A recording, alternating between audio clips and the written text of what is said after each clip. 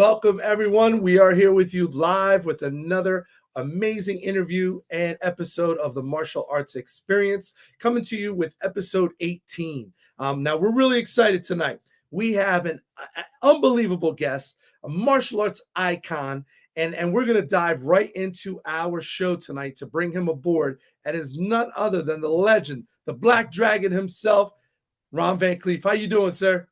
My pleasure to be here. Thank you.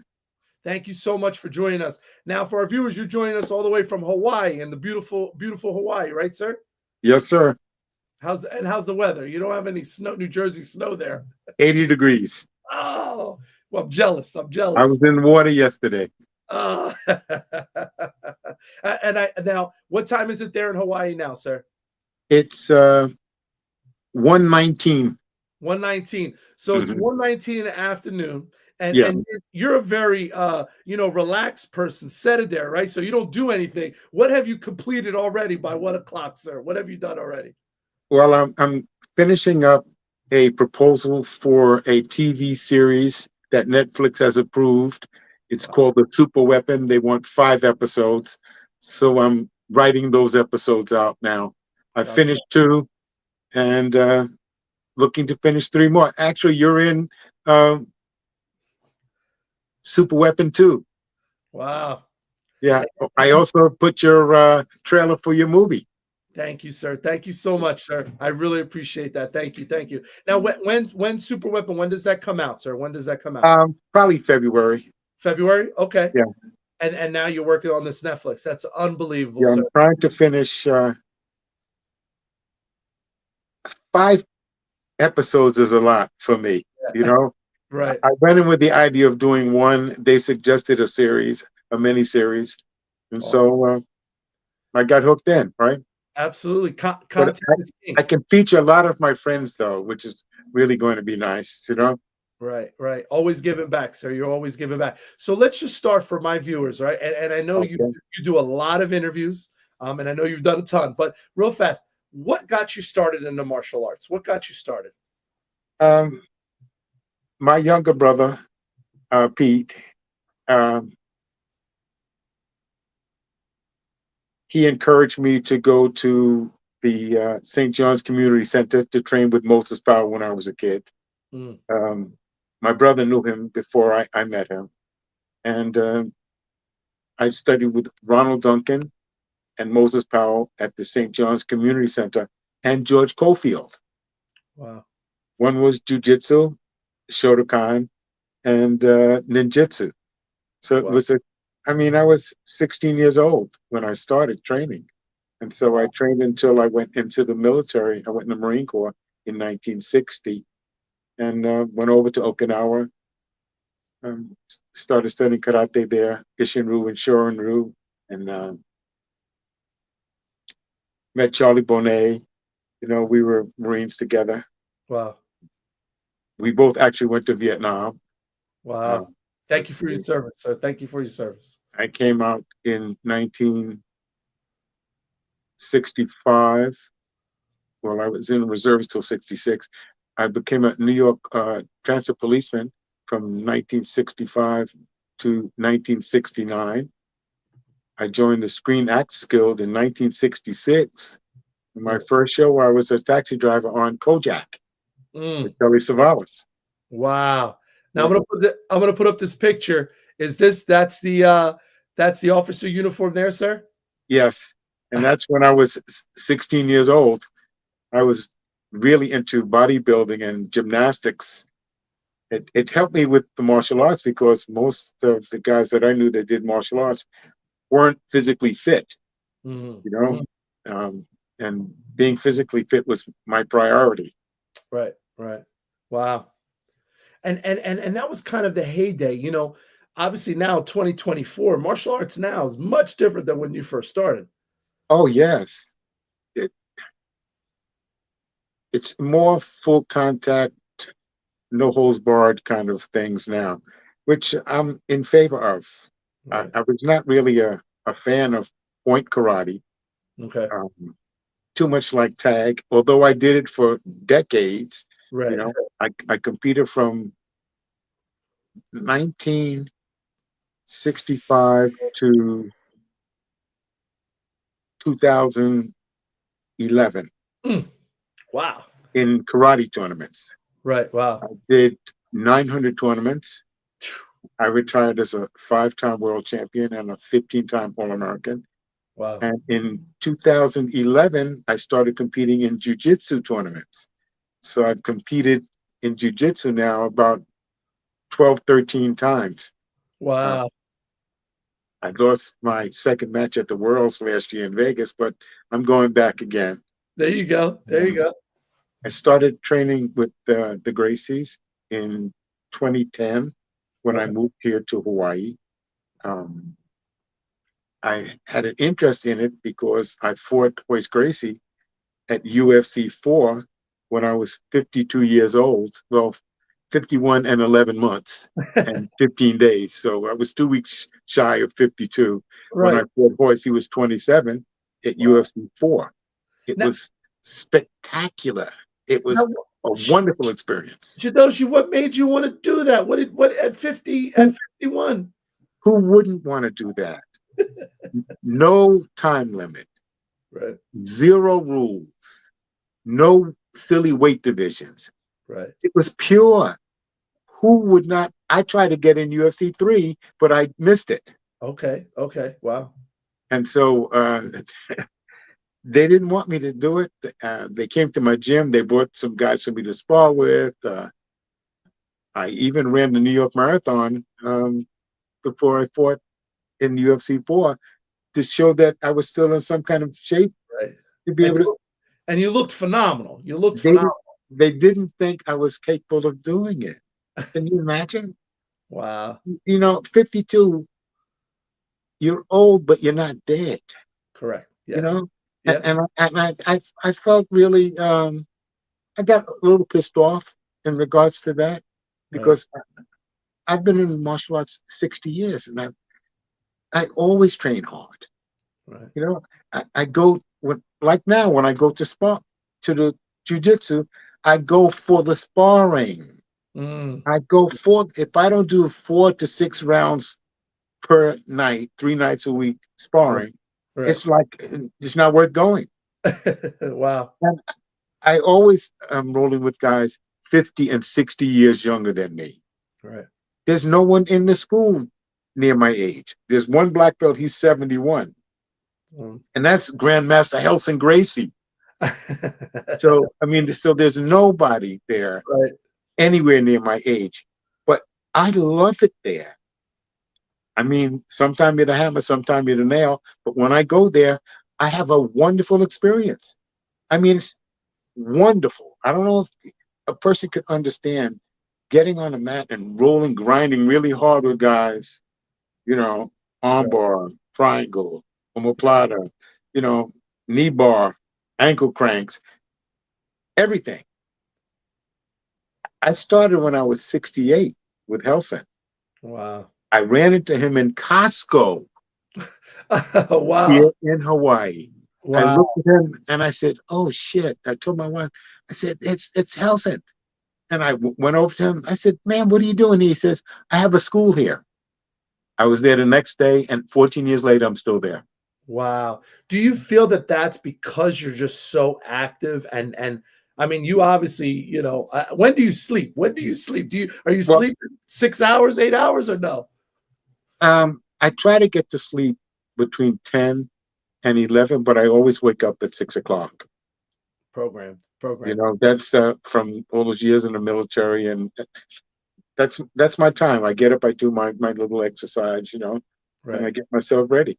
Right. Before I moved here to Hawaii, I lived in St. Thomas for 10 years. Oh, wow. Yeah. I didn't know And that. so Wow. every morning I'd get up at 6 and I'd take a 2-mile swim.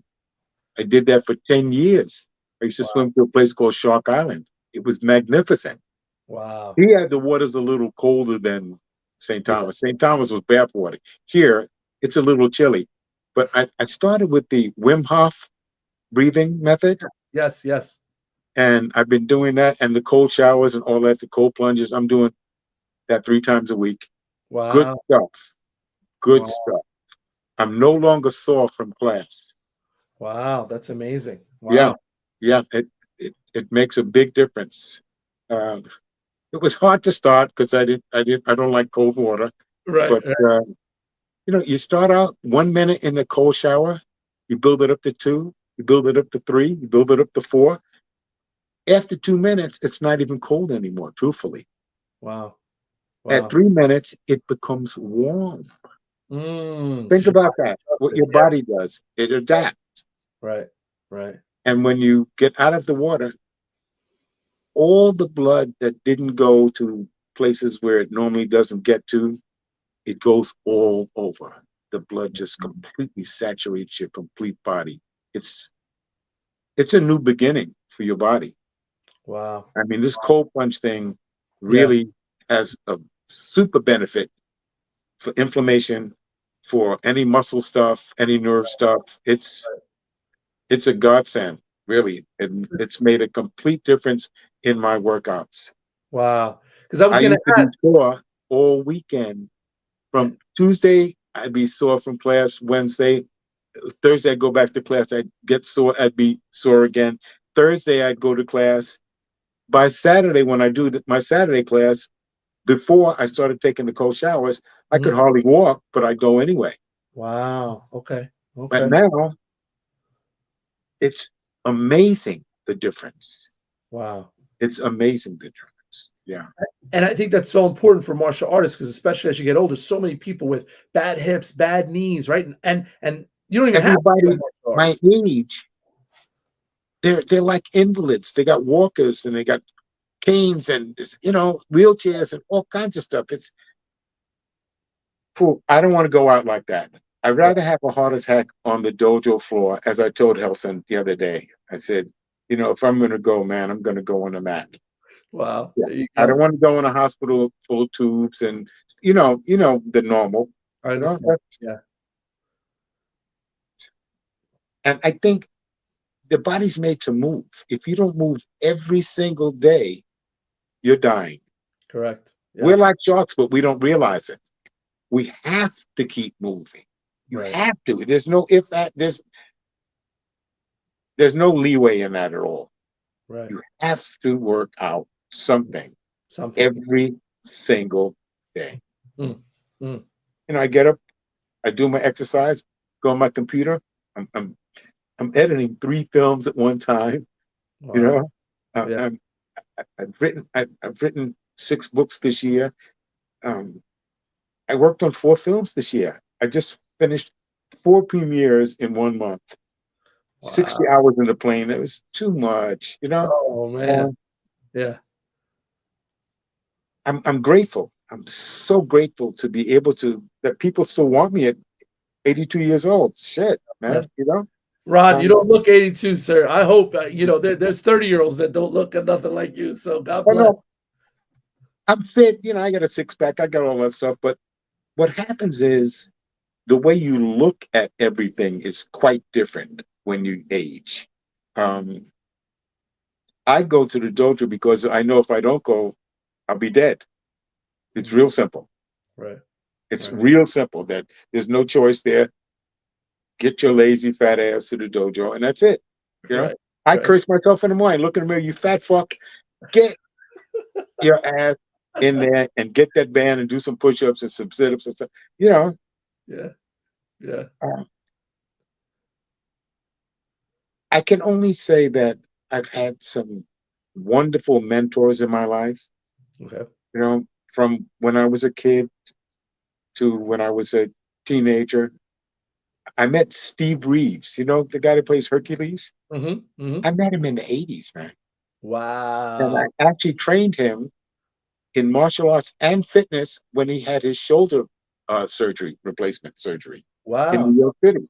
I And he didn't. was 80 something years old. And the guy was so fit, so fit. I mean, even doing rehab, the guy was doing 200 on the bench press, doing 15, 20 reps, man. Wow. Wow. He's a beast. Yeah. He was my idol. And then I had Joe Bonomo. He was Hopalong Cassidy's stunt double. This Wow. guy was the SEAL test strongman. Oh, You know, it's been I've had so many great and we haven't even started talking about the martial arts people yet.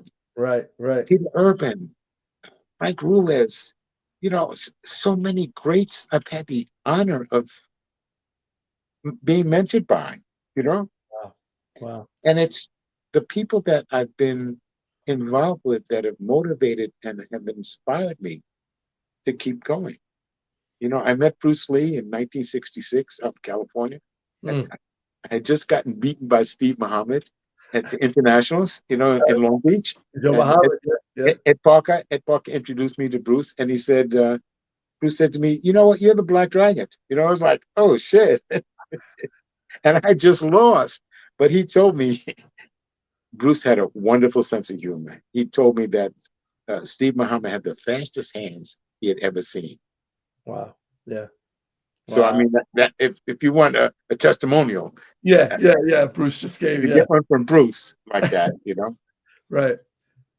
I Wow. found him to be a very interesting man.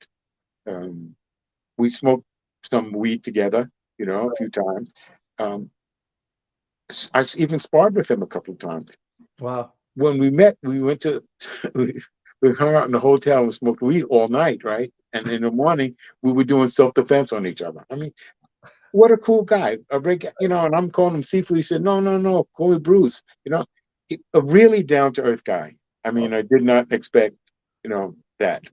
right. Because Wow. most of the Chinese guys I knew in those days, it was Sifu, Sigung, Right. it Right. was All proper. proper, Right. it was proper. Right. But he Yeah. was a really regular guy. Wow. Now, Ron, you're and to hear you speak so humble about everything that you've done truly amazes me, honestly. Well, Because I haven't done anything yet. well, to the rest of the world, that's different. That's different of opinion. But you mean so much to so many people. So many people, from martial artists to minority martial artists to all these different people. And my question to you is, having to go through all of that from the 60s to where you are now, that is a daunting task to keep, you know what I mean? To keep active and keep that, because people are looking up to you no matter what, right? No matter what you do. I, And I, I've never thought of myself in that capacity okay, ever. okay. Um, I was quite motivated as a kid. When I was 12, I was doing 100 push-ups. Mm, I was always motivated that way. I went to an all boys school, boys high school, because I didn't want to be involved with chicks and be distracted. right, From right, when I was 10 years old, I trained to become a Marine. right. That was the only goal that I had. My brother and I used to go to Chinatown and see the Kung Fu movies. We were the only non-Chinese in the theaters in those days. The Sun Sing down at Canal Street, the Bowery Classic. I mean, we were, and I watched them. I didn't know what they were saying, but I loved the movement. I loved the energy, and I felt really involved. And then, lo and behold, I meet Moses Powell and Ronald Duncan and Unbelievable. George Cofield, and they're the ones that started me out on the road. Right, And right. from Moses Powell, I met Peter Urban, who has been probably my biggest influence in the martial arts. Wow. Um,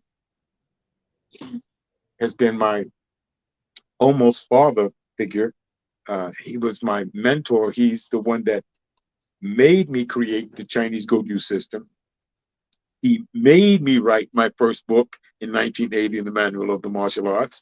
He told Wow. me that if you don't write anything, you don't know anything. So, um, Right, right. 14 books later, I'm still writing. Wow. Talking about writing, let's talk about this project, The Hanged Man. Uh, I wrote that back in, I think, 2011. And Okay. I produced the documentary with Robert Parham a couple of years back. Great guy. And it's been on Netflix. It's been on, Tubi. It's been on. It's actually still on many of the streaming services. Okay. My son Shihan, he's a poet. He he created the Poetry Lounge in California, Oh, wow. and he was the producer and creator of Def Poetry, the HBO series. Oh, wow. And he not only produced, directed, wrote, and all that stuff 3 or 4 seasons of that, you know. And thus, about 20 years ago, he and a couple of other guys got together and they formed the Poetry Lounge in West Hollywood, where the poets come every week and express themselves. It's a beautiful, beautiful, beautiful thing. Unbelievable. Yeah. Unbelievable. He just, my son Shihan, Ron Jr., just produced, direct, and wrote his first film, my first horror film starring Rosario Dawson. Ah, Yeah. wow. And Apple TV just accepted it. So Congrats. it's going to be, yeah. God bless. Yeah. Wow. That Wow. was he wanted to do it so bad. And now he's taken my documentary and my book, The Hangman, and he's writing the feature film. Wow. Unbelievable. So Yeah. Unbelievable. whoever thought that there'd be a book about me or a documentary or a feature film? I mean, it's kind of, and I'm so blessed and grateful because my son, I know he'll do a wonderful job. Right. You know, God bless. who Yeah. would know better than my 50-year-old son? Right. Right. I was a single parent. He grew up with me by himself without a mom Wow. until he was about 17 years old. Wow. He didn't see his mom from 6 years old to 17 years old. Wow. So it was a wonderful thing. I think the best thing that ever happened to me in my life to be a single father like that. Wow. That's a It was blessing. wonderful to take him to school every morning. It was wonderful to do the homework, and it was just great, man. I took him to Hong Kong when I was making movies. I mean, he was my buddy. You know what I mean? It was really great, man. It's That's really. awesome. So now it comes full circle, and now he's going to do these things about you, which is unbelievable. Yeah. Yeah. And now my youngest son, my son Kai, he's 18. Okay. He just did his first feature film with a major part called Ranger, for Mikey Hano and Robert Parham. Wow. Okay. So I went to the premiere last weekend in Sacramento, and it Wow. was wonderful. I Wow. mean, to be in a film when I saw my name and my son's name in the credits, It's unbelievable. I got teary-eyed, man. It was, Right. Yeah. it was There's nothing amazing. else. Yeah. Everything's coming full circle. That's unbelievable. That's unbelievable. So Ron, I have a. Oh, go ahead. Finish.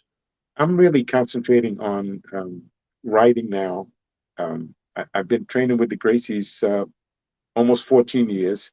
I'm being tested in August for a black belt finally. Yeah. Wow. Well, Right. it took 13 years to make brown belt, but Wow. well, you know, I mean, these guys It's they're different. for real. You Yeah. Yeah. know, Yeah. Yeah. Yeah. Yeah. it's no You're not joke. It's getting for black real. belt. You're not getting And black belt so here. they don't give it to you. Yeah, No. but I enjoy it because I go for the sparring and I really enjoy it, and I consider it much less dangerous than karate because it's no direct impact stuff. You know, you don't get kicked in the face, punched in the stomach. It's all manipulation Right. and the use of. It's more chess on the mat than fighting, as Right. far as I'm concerned. Right. And I spent 10 years just working on my defense. So only in the past couple of years have I really been working on offense. Right. Because when you start something like that at 68, you don't want an injury. Of course. You know, Right.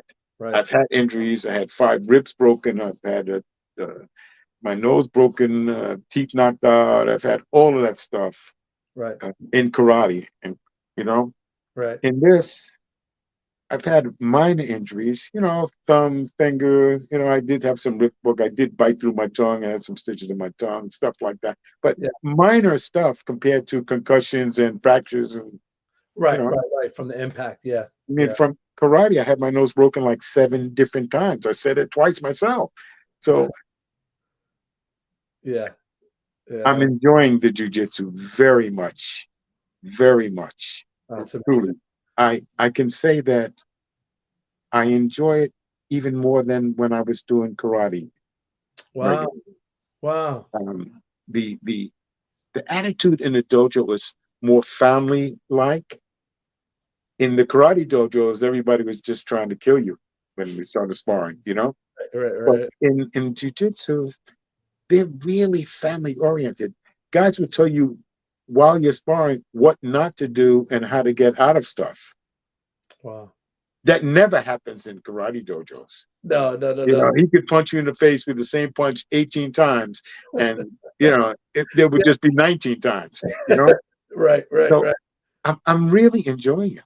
I'm rolling around with guys that are 50 and 60 years younger than me, God bless. and outweigh me sometimes by 100 pounds. I roll with guys 260 and 240, 230. I'm Wow. 182. Wow. So Yeah, yeah. you get crushed a lot, but I'm learning how to. The big thing in jujitsu really is to learn how to be comfortable in uncomfortable positions.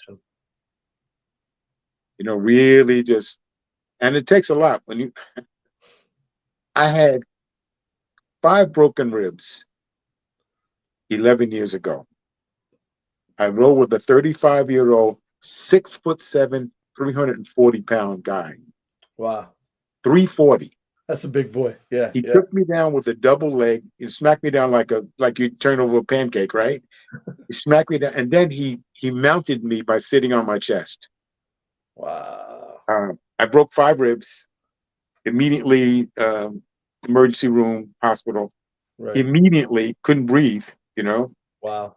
Um, that's my most serious injury since I've been doing jujitsu. But Wow. we're the best of friends. He's a wonderful guy. Alejandro is a wonderful. He's a giant, Right, but right. he's a wonderful guy, and Wow. I could never hold anything against him. I mean, you know, That's a it great. is what it is, man. Yeah, yeah, absolutely. Yeah. I'm not a baker. I'm a warrior. Right, right, right. You're not a bigot. That's right. That's right. Yeah. Now, Ron, I have a couple questions. So I have a couple movie questions, Sure. but we also in our stream we have a lot of people that tune in. Some people ask Mhm. questions. If Sure. you can, I like to do a couple shout outs. So you have a Sure. gentleman from Trinidad and Tobago that Oh logged in. my goodness. Yeah, yeah. His name is Vimal Jagu. If you could just say hello to Vimal. If you could just say hello to Vimal. Hello, Vimal. What's up, brother? I Or should see you in Trinidad next year. you going to Trinidad? I'm going to be there with Christopher Francis with Wesley Snipes doing a segment for a martial arts blade movie. That's Yeah. awesome. I was just in Trinidad last week. That's awesome. Oh, With Christopher. With Christopher. yeah. Yeah. Yeah, he had his tournament. Awesome. Oh, wow. We'll have to talk more about that. That's awesome. Real fast, if you could give a shout out real fast to it's Shannon Bogan. He's actually a really good friend of mine, martial artist, Shannon Bogan. Shannon Bogan. Where are you at, man? Where's he from? He's from New Jersey, right in Oh, Willingboro. wow. Wow. Well, it's all good, brother. It's all good, Shannon. It's all good, man. And I got 2 more for you. I have a Mr. Juan Flores. If you could say hello to Juan Flores. Juan Flores. Aloha, brother. And the last one is another black belt from New Jersey. He's actually one of my students, Kyle Morales. If you could say hello to Kyle. Kyle Morales. Have a good day, brother. You got a good teacher. Thank you, sir. Thank you so much. So, Ron, how did you get involved with the movies? Where did the Black Dragon come from? How did you get involved with the movies? It's really interesting. I was teaching at a gym, and one of my students, his name was Alex Stevens. Alex Stevens and Harry Matsons are the founders of the East Coast Stuntmen's Association. Okay. All right. I was the first martial artist to be brought into that organization. Wow. And they gave me a lot of work. In the early days of TV, lots of work. I did a lot of television. Always a bad guy, a lot of car stunts, fire gigs. I probably did well over 200 stunts. Lots of falls, high falls, all kind. Worked with Burt Reynolds. I was Samuel Jackson stunt double in Die Hard with a Vengeance. I've been in the business for a long time. Right. I was a stuntman for damn near 50 years. Wow. And I was the chairman of the Stunt and Safety Committee for about 8 years. Wow. So, and then in 71, I joined the Negro Ensemble Company. Okay. You know, Ozzie Davis, um, James Earl Jones' father. I was on Broadway with his father in a play called Mulebone for a year. Wow. Wow. So, and then I was on a soap opera, Ryan's Hope, for a number of years. I was the bartender at the Crystal Palace, and then I was on Oz for 4 years. I Ah. was a prisoner on Oz. I got put in jail for killing a rabbi in front of a synagogue, stabbing him to death in front of a synagogue. Wow. So Oz was a great job. I mean, lots of stunts, lots of all kinds of stuff, you know. Right. Uh, Right. Right. until the skinheads killed me with a sledgehammer in the prison graveyard, it was all good. Yeah, J.K. Simmons was the head of the Nazi white supremacist in the prison. Wow. That was He a was great show. he was so good, you Yeah. know. He was so good. But Wow. you know, I've been fortunate to, and then I worked for Richard Pryor for many years. Um, Rashan Khan, his bodyguard, got me hired on Hear No Evil, See No Evil to work for Richard, and then Richard kept me on, and I did some world tours and some other things with them. It was great. Then I Wow. went to work for George Benson for 10 years. I did 5 world tours with George. Wow. Wow. Now, Ron, where did the title, like who credits or the title of Black Dragon? Bruce Lee gave me the name, the Black Dragon. Mm. I don't know why. I have no idea. You know, he said, "You're the Black Dragon." And, 10 years after he said that, I was in the Philippines making the film, The Black Dragon. I mean, Wow. that's kind of wild. Right? Here's it. We have this one too, right? The Way of the Black Dragon. Oh, with Carter Wong and I, yeah. We shot that in Thailand. And then the death of Bruce Lee. Yep. Seraphim Alexis wrote that script on the plane going to Hong Kong from New York. Wow. Yeah. Wow. He wrote the treatment and on the plane. He says, "This would be a great film." I said, "Oh, wow." Wow. Out of those Black Dragon films, do you have one specific that you're like, that's my favorite one? I loved. You, in truth, I never really liked the Black Dragon films. Okay. Um, I think I was more of a realist. Like when I went to Hong Kong, most of the Kung Fu stars don't really know martial arts. They're like dancers. It's choreography, you know? Lo Lei, the guy from Five Fingers of Death, was an actor. He knew nothing about Kung Fu, nothing about karate. He just made moves that was taught to him by a choreographer. So a lot of guys, that blew me away when I got to Hong Kong because the director said to me, "Do you know how to throw a front kick?" Like I had been involved in like 15 years of martial arts before I got to Hong Kong. I said, Yeah. "Of course I know front kick." He said, "Let me see." So I had this. They didn't think that someone outside of the Asian community was capable of doing martial arts to their level, you know. Right. Right. And I was very fortunate to get a good director. And in my second film, I was allowed to do my own choreography for all of my sequences. And from Mm, that point on, I did uh, what they wanted. It was a learning experience for me. right. Hong Kong, you've got a 7-man crew. They do everything: lighting, sound, stunts, Wow. camera work, everything, Right. sound. It was a wonderful, and I did 10 years in Hong Kong. I worked on about 40 films there. I, I, Wow. I between films, I worked doing English translation for films. I worked for Shaw Brothers, and Wow. I did probably 100 films doing voiceovers. Right. For everybody. Right. Wow. Unbelievable. Unbelievable. Ron, what do you feel now as you're 82 now. You look like you're in your 20s still. You have a beautiful, infectious smile. But where do you see, and we ask this of all of our guests, where do you want your legacy? Like, what do you want for people when they think of Ron Van Clief, what do you want to be that one thing that you felt? Mm. You know, that's a tough question. That is, and you've done so many Well, things. well, that I was a good man. I was honest. I was humble. I loved people, and I was a real martial artist. You know, um, a lot of people do martial arts. I am a martial artist. There's a big difference. I've lived the martial way for over 60 years. I don't know anything else. You know, I mean, truthfully, and I don't know very much about martial arts either. The more you think you know, the less you really know in martial arts, because the knowledge, it's unlimited. You know, I put a white belt on in 2010 to start studying jiu-jitsu. Right. Everyone said Van Cleef has lost his fucking mind. Really. People were calling me, what happened? You gave up karate, you this and that. Really, they thought I had flipped. But Right. I realized at UFC 4 when I'd voice Hoist that I was highly negligent in accepting the fact that I needed ground Work. work. Yeah. Right. I realized that in order to balance myself as a real martial artist,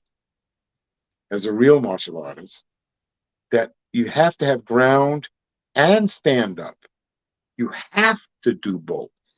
Right. Not maybe, not sometime. That has to be, groundwork has to be part of your daily martial arts regimen. Because no matter how good you are, a fight can land on the ground. And if it goes to the ground, the Machados, the Gracies, the Brazilians, they know the best method of groundwork. Wow.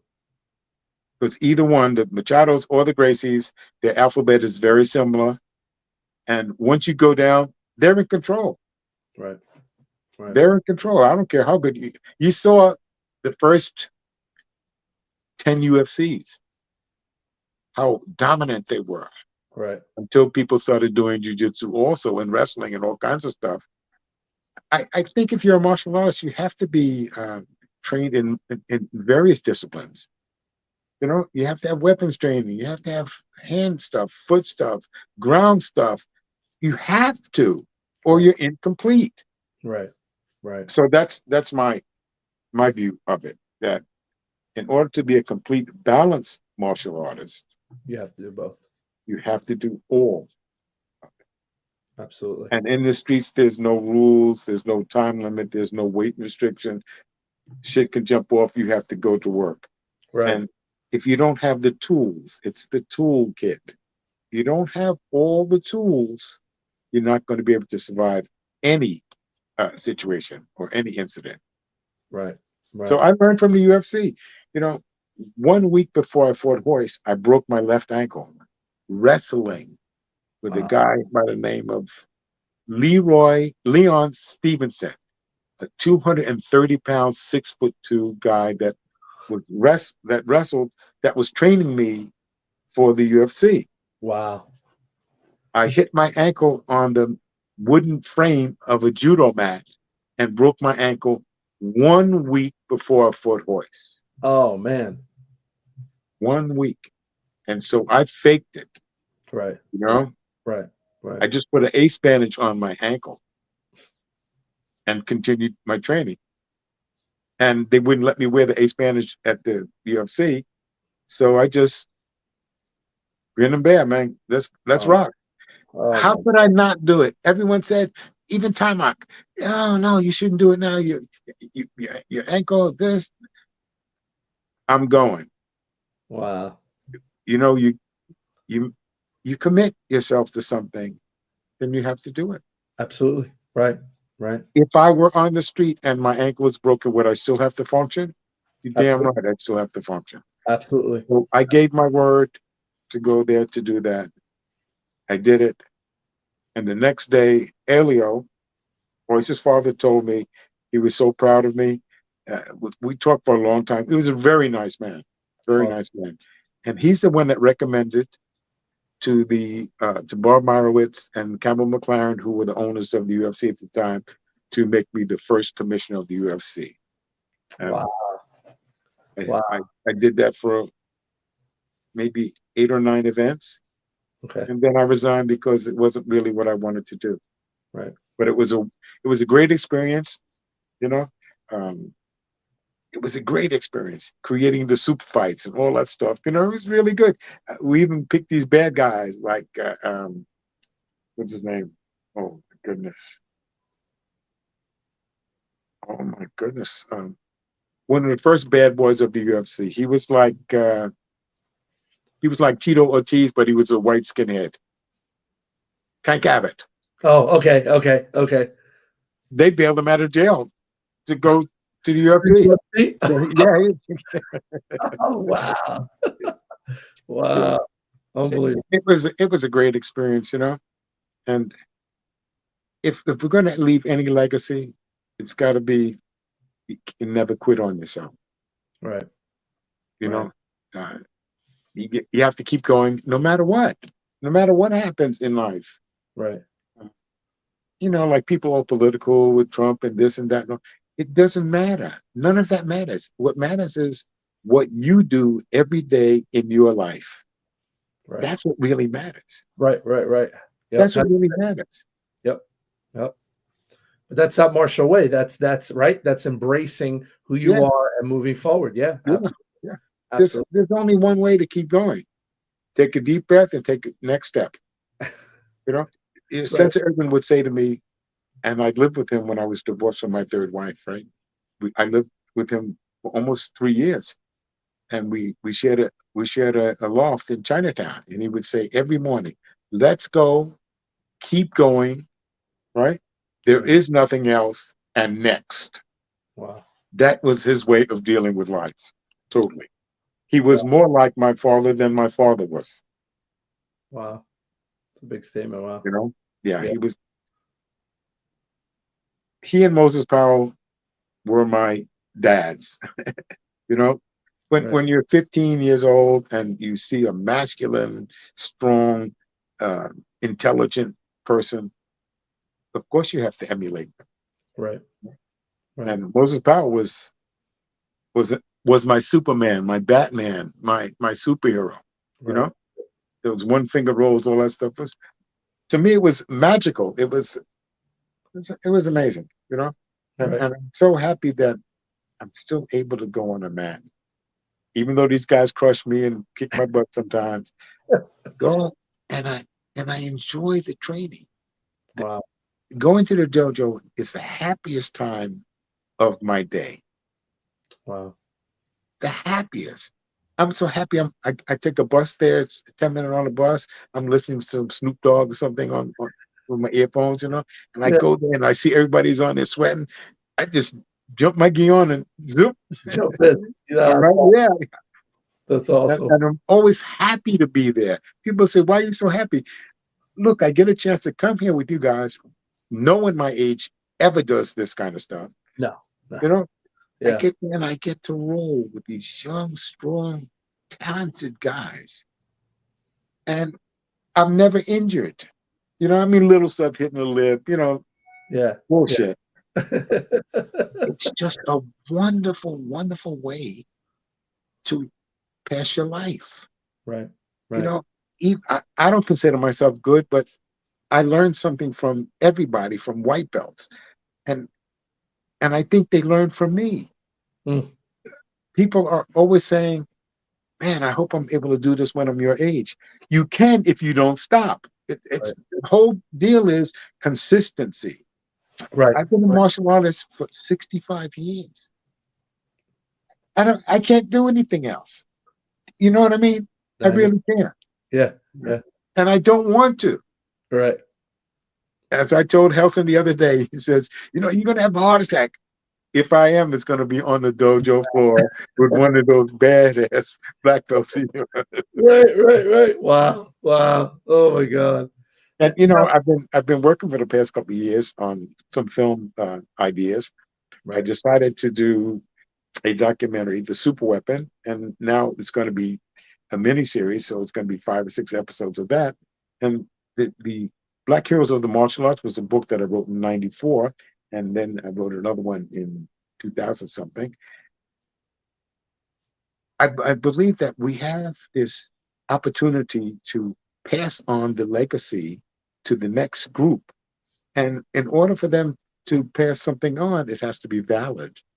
Right. And if it's not documented, both visually and audio, it's not history. Right. Right. So what I'm doing now is creating the legacy for the next generation of martial arts people, black, white, it doesn't matter. For the next generation of martial artists that, you know, it used to be Taekwondo. Before that, it was Judo. Then before that, it was Ninjutsu. So Right. every few decades, there seems to be another. Now it's MMA since '94, since the UFC. Right. Right. Right. What's next? Right.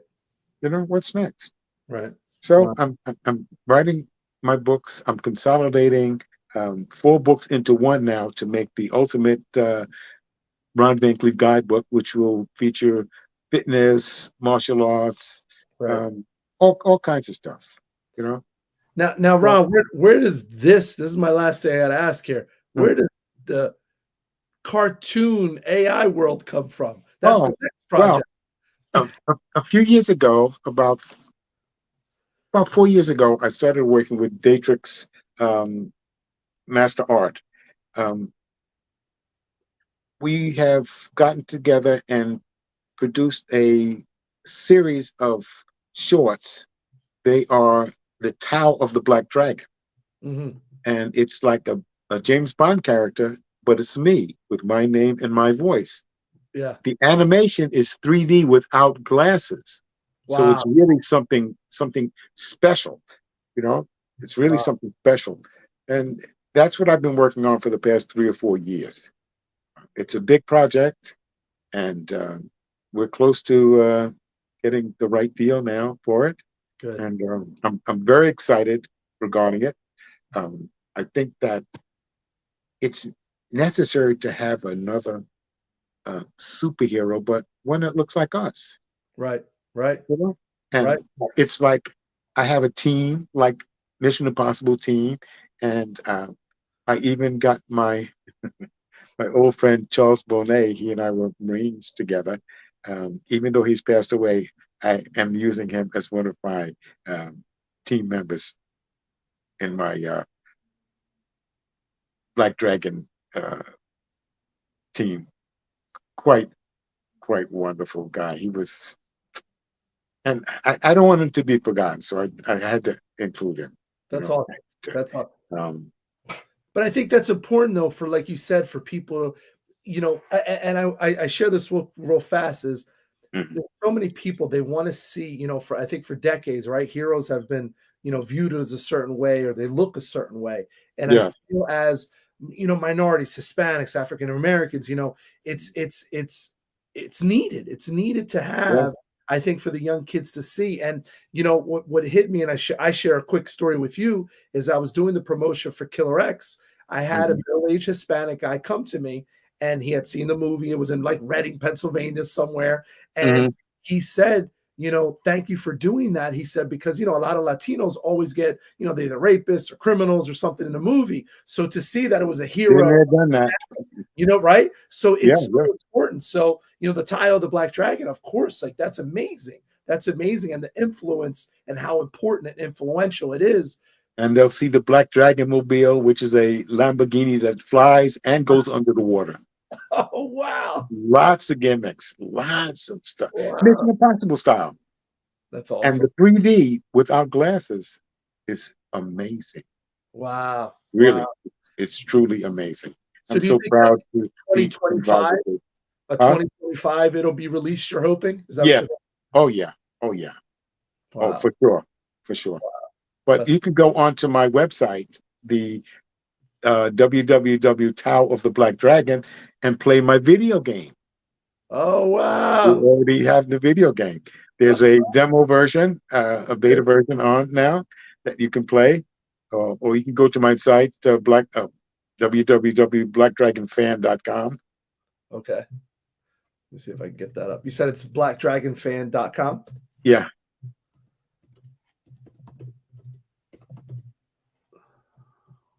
See. And if you go to my Tower of the Black Dragon.com, you can play the game. Wow. Yeah. What have you not done yet? You can play a demo version. So we have the video game. We have this comic to say The comic book. Yeah. Oh my goodness. We have to keep going. Right. If I don't, who will? Right. Absolutely. You know, I mean, the truth is, if we don't do it, no one is going to do it for us. Right. I'm very proud of you for continuing what you're doing with your film, because having a Latino or Hispanic or an African American on screen is important. It's important. We've only seen, it the other way for half a century. Right. It's time for us to take charge of our images and project what we want. Right. Yeah. It's that time. Ron, I want to say thank you. And I better work with you in one of your films one of these days too. Hey, listen, Ron. I would love to work with you. That would be a dream come true. That would be a dream come true. It's funny. They have. I will share a story. Is Muhammad Kisi, good friend of mine who played Tong Po. Oh, Tong Po, yeah. So Muhammad started calling me the Latin Dragon for. That's what they used to call Charlie. Yeah. So the Latin Dragon, and I said, well, and I literally said this. I said, man, well, I'm gonna have to do a movie with the Black Dragon. So came from your lips. So that's it. We're gonna do it then, Ron. We're gonna do it for sure. No, but if anyone wants to contact me, they can do it in my email, ronvancleef@yahoo.com. Really simple, Okay. And it's all good. It's all good, brother. I appreciate it, brother. And again, thank you. Thank you so much. No, thank you for Super Weapon. It's a great opportunity. I'm excited to see when that comes out. Maybe we can have you back on the show, and we'll help promote it or whatever we have to do. Well, what I'm going to do, I'm going to premiere it at Demetrius's show next year. Beautiful. I'll be there. Perfect. Yeah. Okay. Yeah. Awesome. Okay. Awesome.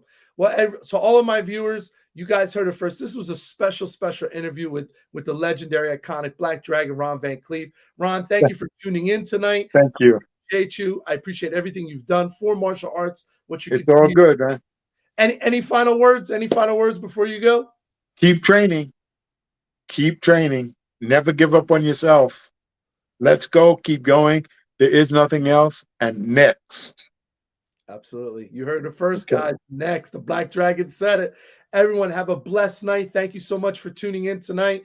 For all my martial arts experience viewers, you guys, thanks for sharing a special moment with us. Obviously, you hear things in the work. Me and the Black Dragon are going to be talking afterwards. So for sure. Heard it first. Everyone have a blessed night. Have a great night. Thank you so much. Bye.